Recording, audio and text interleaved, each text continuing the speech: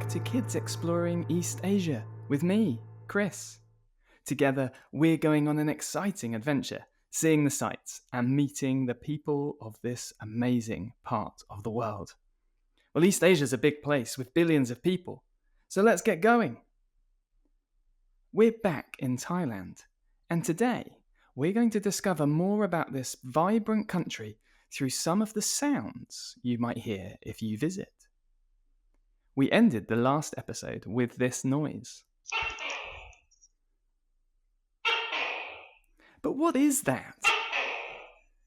Is it a bird? No, it isn't.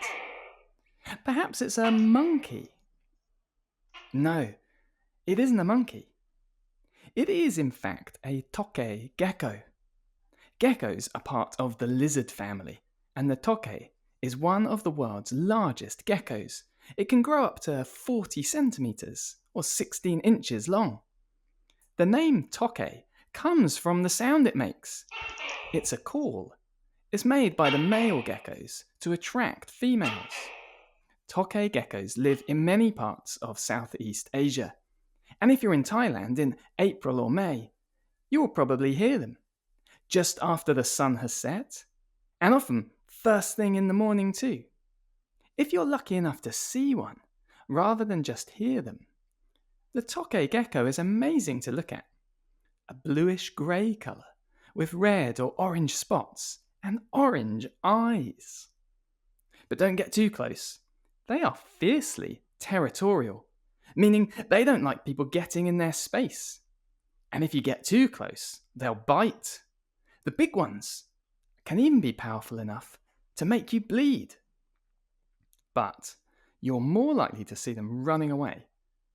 And the grippy pads on their feet mean they can even run straight up walls with ease. Like most animals, the tokay gecko would much rather catch prey than attack you. Normally, they'll eat insects, grasshoppers and cockroaches, but as they get larger, they can even catch and eat small mammals, such as mice. I think we should leave this lizard alone and let him go on calling for his mate. I'm in the grounds of a Buddhist temple, often known as a wat. And that sound is coming from a temple building in the courtyard garden. The steps leading up to the temple have long, snaky, dragon-like statues running down each side, where you might expect to find a handrail. These are called nagas, and you'll find them at most wats around Thailand and other nearby countries. From the bottom of the steps, I can just see who is making that noise. There's a group of men, all dressed in simple orange robes. They've all taken off their sandals at the top of the steps and are sitting on the floor barefoot. At the front of the temple building is a golden statue of the Buddha. I think it's a group of about 12 Buddhist monks, and the noise is them chanting. And this is a scene that will be repeated all across Thailand today.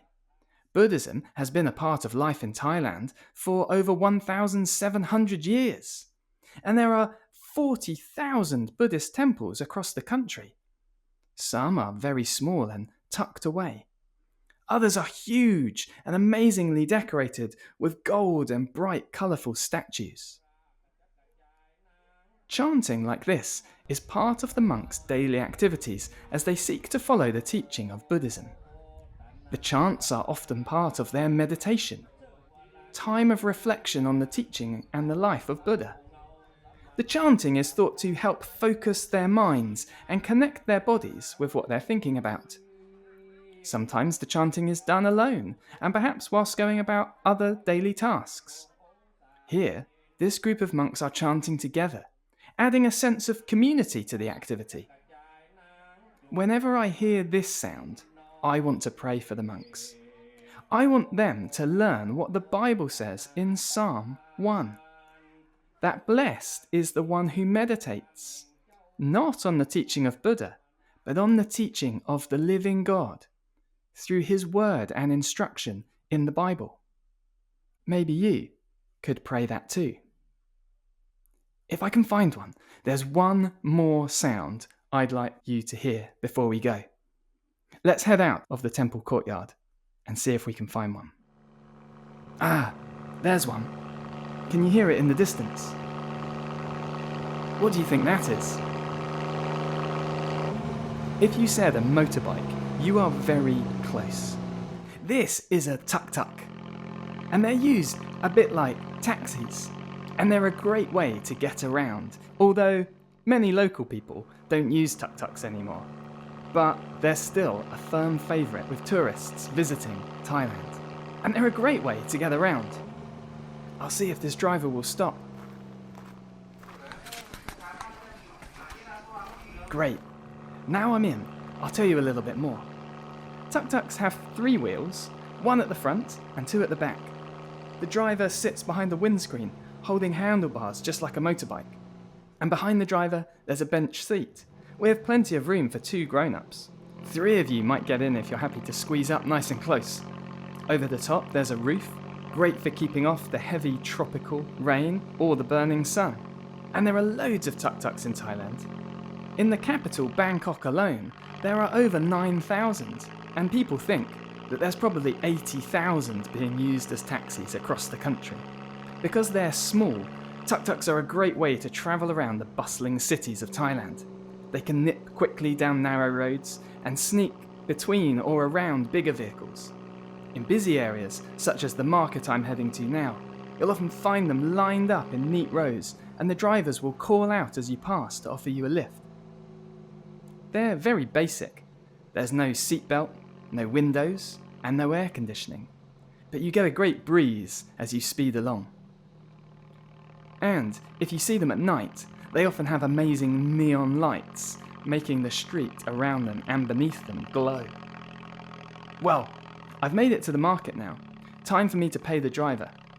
A journey across town like this will cost me about 100 Thai baht. That's £2 or $3. So as well as being fun and fast, tuk-tuks are a pretty affordable way to get around this busy city. Well, that brings our noisy tour of Thailand to an end for another day.